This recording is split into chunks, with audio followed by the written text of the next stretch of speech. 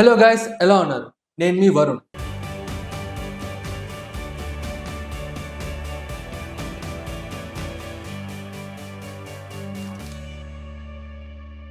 Guys, ఈ మధ్య joint రీప్లేస్మెంట్స్లో చూసుకుంటే కొత్తగా రోబోటిక్ జాయింట్ రీప్లేస్మెంట్స్ వస్తున్నాయి. సో మనకి చాలా డౌట్స్ రావచ్చు, లైక్ రోబోట్స్ వచ్చి సర్జరీ చేస్తాయా? దీనివల్ల రిస్క్ ఏమైనా ఉంటుందా? అసలు ఈ ప్రాసెస్ ఏంటి అని చాలా డౌట్స్ రావచ్చు. ఈ డౌట్స్ని క్లారిఫై చేయడానికి మనతో పాటు ఉన్నారు doctor Jayakrishna Kadiyala, who is MS Ortho and Trauma Surgeon in Union Hospital, Vijayawada. Hello doctor. Hello doctor, అసలు ఈ రోబోటిక్ జాయింట్ రీప్లేస్మెంట్స్ అంటే ఏంటి? అంటే ఇందులో రోబోట్స్ వచ్చి సర్జరీ చేస్తే ఏమైనా ప్రాసెస్ ఉంటుంది?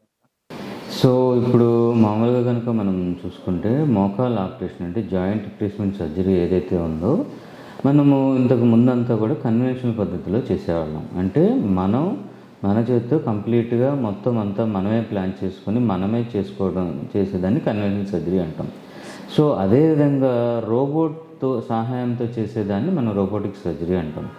సో ఇందులో ఏంటంటే చాలామందికి డౌట్ ఏంటంటే రోబోటిక్ సర్జరీ అంటే కంప్లీట్గా రోబోనే వచ్చి సర్జరీ చేస్తుందా, డాక్టర్తో పని లేదా అనేది చాలా పెద్ద డౌట్ అనమాట. అంటే చాలామంది మమ్మల్ని అడుగుతూ ఉంటారు, అంటే మీరేం చేసేదేమి ఉండదా, ఓన్లీ జస్ట్ రోబోట్సే చేస్తాయా అని. అంటే అలా కాదండి. సో రోబోటిక్ సర్జరీ అంటే ఒక డాక్టర్, ఒక సర్జను, అదేవిధంగా రోబోట్ కలిసి చేయటం అనమాట. అంటే it's like a robot is an assistant to us. Okay. So robot surgery చేస్తున్నప్పుడు మేమేదో పక్కకెళ్ళి పక్క రూమ్లో కూర్చుని కాఫీ తాగటం అట్లా ఉండదండి. సో కంప్లీట్గా మనము ఫోకస్డ్గా సర్జన్ అదేవిధంగా రోబోట్ ఇద్దరూ కూడా కంపల్సరీగా ఇద్దరు కలిసి చేసేదే రోబోటిక్ సర్జరీ అనమాట. ఓకే సార్, దీనివల్ల రిస్క్ ఏమైనా ఉంటుందా? సో యాక్చువల్లీ మీరు అడిగిన క్వశ్చన్కి రివర్స్ అనమాట. యాక్చువల్లీ రోబోటిక్ సర్జరీ అనేది it is more sophisticated. Risk అనేది ఇంకా మనం మినిమైజ్ చేస్తున్నాం రోబోటిక్ సర్జరీ వల్ల. మనకి అంటే మనం కనుక చూసుకుంటే ఒక 30-40 years బ్యాక్ ఒక అపెండిక్స్ సర్జరీ చేయాలంటే కోత కోసి దాన్ని అపెండిక్స్ సర్జరీ చేయాలంటే ఒక సింపుల్ అపెండిక్స్ సర్జరీ కూడా కోత కోసి చేయాల్సిన రోజులు. ఈ రోజున మనం అపెండిక్స్ సర్జరీ అంటే ఎలా చేస్తున్నాము, ల్యాప్ అంటాం. అంటే ఓన్లీ కడుపులో ఒక 2 holes పెట్టి మాత్రమే ఆ హోల్స్ ద్వారా వీడియోలో చూస్తూ అట్లా. అంటే సొఫిస్టికేషన్ అంటే ఉన్న కొద్దీ మన ఏదైతే ఉందో మన ట్రీట్మెంట్లో మెడికల్ ఇందులో ఉన్న కొద్దీ అడ్వాన్సెస్ అనేవి ప్రతి 10 yearsకి ఏదో ఒక అడ్వాన్స్మెంట్స్ అనేవి ఉంటాయి. సో ఆ వచ్చిన అడ్వాన్స్మెంటే రీసెంట్గా రోబోటిక్ సర్జరీ. అంటే ఎలాంటి కేసెస్లో ఈ రోబోటిక్ సర్జరీని ప్రిఫర్ చేస్తాం? సో ఇప్పుడు మనకి మామూలుగా ఏదైతే మనము నీ రీప్లేస్మెంట్ సర్జరీ అనేది చేస్తామో ఆ నీ రీప్లేస్మెంట్ సర్జరీలు కొన్ని అంటే మామూలుగానే ఇప్పుడు ఈ రోబోటిక్ సర్జరీ వల్ల ఫస్ట్ ఆఫ్ ఆల్ అడ్వాంటేజెస్ ఏంటి అనేది మనం చూసుకుంటే మనకి ఇప్పుడు కన్వెన్షనల్ పద్ధతి మీద రోబోటిక్ సర్జరీ వల్ల 100% యాక్యురసీగా మనకి సర్జరీ అవుతుంది. అంటే ఇంతకు ముందు రోజుల్లో 80-85% యాక్యురేట్గా సర్జరీ అయితే ఈ రోజున అది 98-100% మనకి యాక్యురేట్గా సర్జరీ అనేది జరుగుతుంది. First thing. రెండోది ఏంటంటే మనకి నొప్పి అనేది తక్కువ ఉంటుంది రోబోటిక్ సర్జరీ వల్ల. సో దానివల్ల ఎప్పుడైతే మనకి నొప్పి తక్కువ ఉందో ఆటోమేటిక్గా మనకి రికవరీ అనేది ఫాస్ట్గా ఉంటుంది, పేషెంట్ త్వరగా నడవగలుగుతారు. సో ఆల్మోస్ట్ ఆల్ మేమైతే మా సెంటర్లో ఇప్పుడు మ్యాక్సిమం 80-90% కేసెస్ రోబోటిక్ సర్జరీలోనే చేస్తున్నాం. ఇంకొక అదనపు ఇది ఏంటంటే మనకి ఇంకా అడ్వాంటేజ్ ఏంటంటే రోబోటిక్ సర్జరీలో కన్వెన్షనల్ పద్ధతిలో చేయలేని సర్జరీస్ కూడా మనం రోబోటిక్ సర్జరీలో చేయగలుగుతాం అన్నమాట. అంటే ఫర్ ఎగ్జాంపుల్ ఉదాహరణకి మనం కనుక చూసుకుంటే ఇప్పుడు మనకి మోకాల్ ఆపరేషన్ అంటే ఏంటి, ఏదైతే ఇలాగా మనకి ఏంటంటే అరుగుదల అనేది అంటే ఇట్లా ఉన్న గుజ్జు పొర ఇట్లాగా పాడైపోయి గుజ్జు పొరంతా పోయి ఎముక రఫ్గా అయినప్పుడు ఈ ఎముక అంచు మనకి ఒకదానికొకటి రాసుకుంటాయి. సో అందువల్లనే పేషెంట్కి ఏంటంటే నొప్పి రావటం కానీ, అదేవిధంగా అంటే కూర్చుని లేవాలంటే కూడా కష్టంగా ఉండడం కానీ, ఒక పర్లాంగ్ దూరం కూడా నడవలేని పొజిషన్కి రావటము. అదేవిధంగా నైట్ టైం ఏంటంటే ఇది ఒకదానికొకటి రాసుకుని ఇంకా నొప్పి అనేది పెరుగుతూ ఉంటుంది. సో అసలు మోకాల్ ఆపరేషన్ అంటే ఏంటి, ఏదైతే ఈ పాడైపోయిన అంచులు ఉన్నాయో మనం ఇట్లాగా అంచులను ఇట్లా ట్రిమ్ చేసేస్తాం. సో ఈ ట్రిమ్ చేసి ఈ ఇంప్లాంట్స్ అనేవి పెడతాం మనకి. సో ఈ తొడ ఎముక కింద భాగంలో ఇది, అదేవిధంగా కాలి ఎముక పై భాగంలో ఈ ప్లేటు, అదేవిధంగా ఈ మధ్యలో ఈ వాషర్. ఓకే. సో మనకి ఇప్పుడు మనం ఇంతకుముందు ఆపరేషన్ చేసినప్పుడు కన్వెన్షనల్ పద్ధతిలో ఇలాగ ఈ ఎముకని ఇట్లా తయారు చేయడానికి ఒక సాతో మేము ఇలా కట్ చేస్తాం. ఓకే, సాతో కట్ చేస్తున్నప్పుడు మనకి ఏంటంటే ఒక్కొక్కసారి ఎముక ఎక్స్ట్రాగా కట్ అవ్వడం కానీ, లేదంటే పక్కకి కొంచెం ఆసిలేట్ అయినప్పుడు ఈ లిగమెంట్స్ అనేవి ఉంటాయి. సో ఈ లిగమెంట్స్ ఇంటాక్ట్గా ఉండాలి. ఒక్కొక్కసారి లిగమెంట్స్ కట్ అయ్యే అవకాశాలు కానీ ఇవి జరుగుతాయి మామూలుగా. సో ఇప్పుడు రోబోటిక్ సర్జరీలో ఏంటంటే సో అంటే ఇలా ఎముక ఎక్కువ కట్ అవ్వడం కానీ, లెగమెంట్ తెగడం కానీ ఇవన్నీ ఏమీ ప్రతిసారి జరగవు. ఒక 200-300 కేసెస్లో ఒకరికి జరగచ్చు. కానీ ఇప్పుడు నాకు అది 200-300 కేసెస్లో ఒకటే అవ్వచ్చు, కానీ పేషెంట్కి తన కాలు కదా. So we're trying to achieve better results with robot అనమాట. సో రోబోటిక్ సర్జరీలో ఏంటంటే మనము ముందే పేషెంట్కి కాలుకి సిటీ స్కాన్ తీస్తాం. సిటీ స్కాన్ తీసి ఆయన మొత్తం ఏదైతే సిటీ స్కాన్లో ఆయన కాలుని మొత్తం మేము 3D రీకన్స్ట్రక్షన్ చేస్తాం కంప్యూటర్లో. అప్పుడు ఏదైతే మనకి ఇందులో మొత్తం అంతా ప్లానింగ్ చేస్తామన్నమాట. అంటే కంప్యూటర్లో అంటే ఇప్పుడు ఒక్కొక్కరికి ఒక రకమైన ప్రాబ్లం ఉంటుంది. అరుగుదల ఉన్నప్పుడు కొంతమందికి ఇటు వంకర ఉంటుంది, కొంతమందికి ఏంటంటే పూర్తిగా కాలు చాపడానికి వీలవ్వదు. There are lot of deformities. So ఆ పర్టిక్యులర్ పేషెంట్కి ఏ డిఫార్మిటీ ఉంది అంటే వంకర ఉంది, వంకర ఏ ప్లేన్లో ఉంది, అదేవిధంగా ఆ వంకర ఎన్ని డిగ్రీలు ఉంది, ఇవన్నీ కూడా మేము ఫస్ట్ ఆఫ్ ఆల్ సిటీ స్కాన్లోనే మాకు తెలిసిపోతుంది. సో ఇంతకుముందు కన్వెన్షన్లో చేసినప్పుడు ఓన్లీ ఎక్స్రే బేస్ చేసుకునే మేము సర్జరీ చేసేవాళ్ళం. ఈ రోజున ఏంటంటే ఇంత ప్రీ ఆఫ్ ప్లానింగ్ ముందే చేసుకోవటం వల్ల మనం ఇంకా బెస్ట్ రిజల్ట్స్ ఇవ్వగలుగుతాం అన్నమాట. సో ఇంకొకటి ఏంటంటే కాంప్లికేషన్స్. అంటే మనకు ఒక్కొక్కసారి మనం ఎప్పుడైతే మనము సర్జరీ చేసినప్పుడు ఓన్లీ పేషెంట్ కాళ్ళకి ముందు పక్కన ఓపెన్ చేసి సర్జరీ చేసి ఈ లోపల ఇంప్లాంట్స్ అనేది పెట్టడం జరుగుతుంది. కానీ వెనక భాగంలో అంటే ఎలా ఉంది అనేది అసలు మనకి తెలియదు అనమాట. అంటే అంటిల్ అన్లెస్ మనం నెక్స్ట్ డే ఎక్స్రే తీసినప్పుడు కానీ మనకి తెలియదు. అంటే ఒక్కొక్కసారి ఏమవుతుందంటే ఏదైతే ఈ ఫెమరల్ ఇంప్లాంట్ ఉందో ఇది ఈ ఎముక కంటే పైకి ఈ అంచు రాకూడదు. అదేవిధంగా ఈ టిబియల్ ఇంప్లాంట్ ఏదైతే ఈ ప్లేట్ ఉందో ఇది ఈ మెటల్ ప్లేట్ అనేది ఈ ఎముక అంచు కంటే వెనక్కి రాకూడదు. సో ఇవి మనకు ఒక్కోసారి మనం అంటే సర్జరీ కన్వెన్షన్ పద్ధతిలో చేసినప్పుడు మనకి ఈ ప్లానింగ్ అంటూ మనకి లేదు కాబట్టి మనకి తెలిసేది కాదు. సో ఈ రోజున ఏంటంటే మనము ఎప్పుడైతే రోబోటిక్ సర్జరీకి ముందే సిటీ స్కాన్ తీసి 3D రీకన్స్ట్రక్షన్ అనేది ముందే చేస్తున్నామో, దాని మీద ప్లానింగ్ చేస్తున్నామో, అప్పుడు మనకి ఇవన్నీ కూడా ముందే తెలుస్తుంది. ఓకే, అనదర్ అడిషనల్ అడ్వాంటేజ్ ఏంటంటే ఫర్ ఎగ్జాంపుల్ మీరు ఎప్పుడన్నా అంటే మనం ఇప్పుడు ఒక షర్ట్ కొనుక్కోవాలంటే షాప్కి వెళ్ళినప్పుడు వెళ్ళి మనకి పలానా షర్ట్ నచ్చింది అంటే మన సైజు ప్రకారం తీసుకుందామని చూస్తాం. సో ఉదాహరణకు ఒక 40 సైజు అంటే మనకు దొరికేది యూజువల్గా 40 సైజు లేదంటే 42 సైజు. సో ఒకసారి ఏమవుతుంది, మనకి 40 సైజ్ అనేది టైట్ అవుతుంది, 42 అనేది లూజ్ అవుతుంది. సో మనం అడ్జస్ట్ చేసుకుని ఏదో ఒకటి తీసుకుంటాం. సో ఇక్కడ ఏంటంటే పేషెంట్కి కూడా ఒక్కొక్కసారి అలాగే జరగచ్చు. అంటే వాళ్ళకి కరెక్ట్ సైజు ఇంప్లాంట్ ఏది అనేది కూడా మనం ముందే ప్రీ ఆఫ్ ప్లానింగ్లో ముందే తెలిసిపోతుంది అనమాట. అంటే ఫర్ ఎగ్జాంపుల్ మనకి సైజెస్ అంటే ఫ్రమ్ ఏ నుంచి ఎఫ్ వరకు సైజెస్ ఉంటాయి. సో ఒక్కొక్క పేషెంట్కి సి అనేది టైట్గా ఉండొచ్చు, డి అనేది లూజ్ అయిపోవచ్చు. సో అలాంటప్పుడు ఏంటంటే ఈ ఇంప్లాంట్ని మేము ఏదైతే ఉందో దీన్ని కొంచెం ఇలా రొటేట్ చేస్తాం. ఓకే, అలా చేయటం వల్ల ఆ మధ్యలో సైజు కూడా మనం అచీవ్ చేయొచ్చు.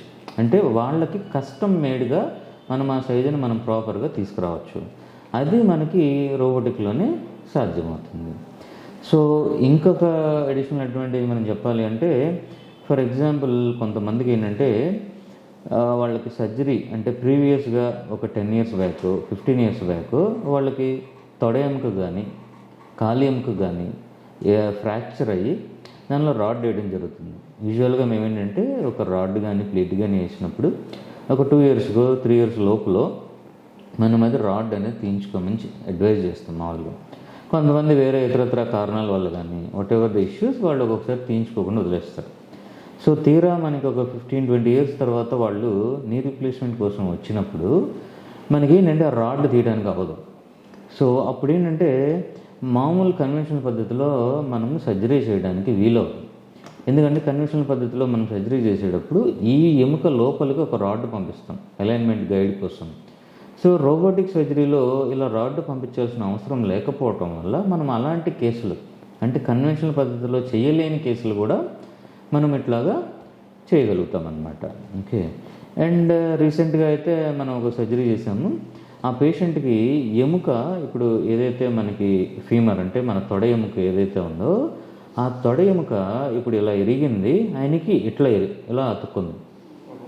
అంటే ఆయనకు ఎప్పుడో 15-20 years బ్యాకే ఆయనకి ఇట్లాగా అంటే ఆయనకి విరిగింది, ఇట్లా అతుక్కుందనమాట. సో మనం ఇప్పుడు కన్వెన్షనల్ పద్ధతిలో రాడ్ పంపించినప్పుడు అది ఇలా లోపలికి వెళ్తుంది టోటల్గా. సో ఎప్పుడైతే ఇలా అతుక్కుందో రాడ్ పంపించడానికి వీలు అవ్వదు. సో అప్పుడు మనకి డెఫినెట్గా మనం రోబోటిక్లో చేయగలిగాము. పేషెంట్ ఈజ్ వెరీ హ్యాపీ, ఆయన హ్యాపీగా నడవగలుగుతున్నారు ఈ రోజున. సో ఇలాంటి అడిషనల్ అడ్వాంటేజెస్ మనకు ఉంటాయి రోబోటిక్ సర్జరీ. రికవరీ టైం ఎంత పడుతుంది సార్? సో నేను ఇంతకుముందు చెప్పినట్టుగా మనకి ఇప్పుడు ఒక కన్వెన్షనల్ పద్ధతిలో సాతో చేసినప్పుడు మనకు ఒక్కోసారి ఈ ఎక్స్ట్రా ఎముక పోవడం కానీ, లేదంటే ఎముకకి ఎక్కువ డ్యామేజ్ జరగడం కానీ, లిగమెంట్కి తగలడం కానీ, వాటితో పాటు అండి కన్వెన్షనల్ పద్ధతిలో మనం చేసినప్పుడు ఒక సైడ్ కండని ఎక్కువ రిలీజ్ చేయాల్సిన అవసరం ఉంటుంది. సో ఇప్పుడు ఏంటంటే మనకి రోబోటిక్లో చేయటం వల్ల ఈ కండ రిలీజ్ చేయాల్సిన అవసరం కానీ ఏది లేదు మనకి.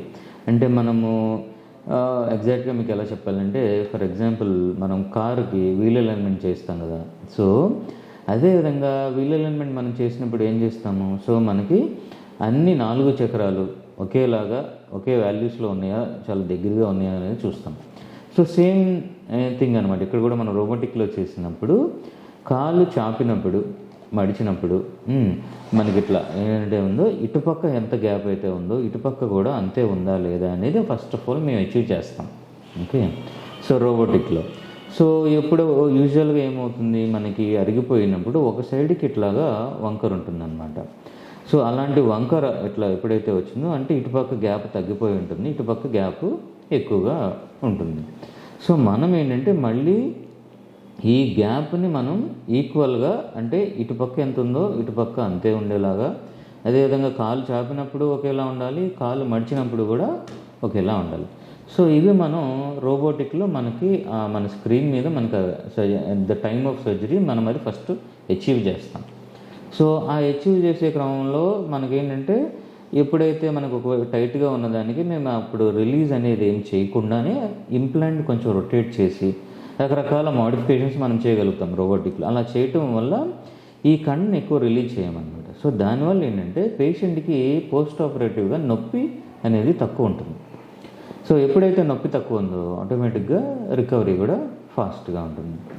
సో ఇంతకుముందు ఏంటంటే నేను first case I think 2.5 years back నేను ఫస్ట్ సర్జరీ చేశాను రోబోటిక్. నేను చేసిన ఫస్ట్ కేసుకి ఆయనకు ఆల్రెడీ ఒక లెగ్ నేను మామూలుగా చేశాను, రెండో కాలు నేను రోబోటిక్లో చేయడం జరిగింది. అంటే he was my first patient. So ఆయన క్లియర్ కట్గా డిఫరెన్సెస్ చెప్పగలిగారు. ఎందుకంటే ఆల్రెడీ ఆయన ఒక కాలు మామూలుగా చేయించుకుని ఉన్నారు, రెండో కాలు రోబోటిక్లో చేయడం వల్ల క్లియర్ కట్గా ఆయన డిఫరెన్స్ చెప్పగలిగారు. ఏంటి ఆ డిఫరెన్స్ అంటే ఆల్మోస్ట్ వాళ్ళు అంటే హాఫే ఉంది నొప్పి. ముందు సర్జరీతో పోల్చుకుంటే, కన్వెన్షనల్ సర్జరీతో పోల్చుకుంటే రోబోటిక్లో నొప్పి అనేది సగమే ఉండింది. అదేవిధంగా ఆయన ఇక్కడ ఉన్నప్పుడే బై 3rd day కల్లా ఆయన అసలు ఏం పట్టుకోకుండా నడిచేయగలిగారు. సో మేమైతే అది ఇప్పుడు చూస్తున్నాం, అంటే పేషెంట్స్కి ఆ సాటిస్ఫాక్షన్ కానీ, అదేవిధంగా వాళ్ళు త్వరగా నడవటం కానీ, అది కూడా వితౌట్ సపోర్టు ఏమీ పట్టుకోకుండా ఇక్కడే నడిచి వెళ్తున్నారు 3rd or 4th డేకి. It is a very happy thing. Robotic replacement expensive అని ట్రెడిషనల్ రీప్లేస్మెంట్ అన్న. సో దీని మీద ఏమంటారు, అది నిజంగా? సో ఇప్పుడు మనకి ఏంటంటేనండి, మనం ఇప్పుడు రోబోటిక్ సర్జరీ చేసినప్పుడు నేను ఇంతకు ముందు చెప్పినట్టుగా మనకేంటంటే ఫస్ట్ ఆఫ్ ఆల్ ఇంతకుముందు కన్వెన్షనల్ పద్ధతిలో చేసినప్పుడు మనం ఓన్లీ ఎక్స్రే తీసుకుని దాని మీద బేస్ చేసుకుని మనం వెళ్ళి సర్జరీ చేసేవాళ్ళం. సో ఈ రోజున ఏంటంటే ఆ పేషెంట్ కాలుకి సిటీ స్కాన్ తీసి ఆ సిటీ స్కాన్ ప్రకారం అంటే వాళ్ళకి ఎంత వంకర ఉంది ఏంటి అని ముందే ప్లానింగ్ చేసుకోవడానికి మనకి ఈ రోజున అడిషనల్గా ఒక సిటీ స్కాన్ అనేది అవసరం అవుతుంది. సో సిటీ స్కాన్ అనేది depending upon the area it will cost around 3,000 to 5,000. So అది పెద్ద ఇష్యూ ఏం కాదు. సో ఇంకోటి ఏంటంటే ఇప్పుడు రోబోటిక్ సర్జరీలో ఏంటంటే మనము కొన్ని డిస్పోజబుల్స్ ఉంటాయి. అంటే ప్రతి సర్జరీకి రోబోట్ సర్జరీ చేస్తున్నప్పుడు మనము అన్నీ మార్చాలి. సో రోబో కట్ చేసే ఒక పెన్నులా ఉంటుందన్నమాట. రోబోట్ వచ్చి మనకి ఇట్లాగా దగ్గరికి వచ్చి ఇట్లా మిల్లింగ్ అంటాం, మిల్లర్తో అది కట్ చేస్తూ వెళ్తుంది. సో ఇవన్నీ కూడా ప్రతి పేషెంట్కి మార్చాలి. సో ఇవన్నీ మరి మనకేంటంటే ఆ కాస్ట్ అనేది పెరుగుతుంది. సో ఈ difference of cost for conventional and robotic అనేది ఏమి ల్యాక్స్లో ఏముండదు, జస్ట్ కొన్ని థౌజండ్స్లోనే ఆ డిఫరెన్స్ అనేది ఉంటుంది. సో మా దగ్గరికి వచ్చే పేషెంట్స్ అందరూ కూడా ఆల్రెడీ ఒక నాలెడ్జ్తో వస్తున్నారు ఈ రోజున. అంటే వాళ్ళు ఆల్రెడీ కొంత తెలుసుకొని రోబోటిక్ సర్జరీ అంటే ఏంటి, ఎలా చేస్తారు. కొంతమంది అయితే మిషన్ పేరు కూడా వాళ్ళే అడుగుతున్నారు. అంటే అంత నాలెడ్జ్తో వస్తున్నారు. సో వాళ్ళు they are very prepared for those extra amount whatever it is, అది more than convention. Thank you sir. So విన్నారు కదా గైస్, మన డాక్టర్ జయకృష్ణ కడియాల్ గారు చెప్పింది. మీకు ఏమైనా డౌట్స్ ఉంటే కమెంట్ సెక్షన్లో కమెంట్ చేయండి. ఇంకా వీడియో ఇంట్రెస్టింగ్ అనిపిస్తే please like, share and subscribe to our channel. This is Varun signing off.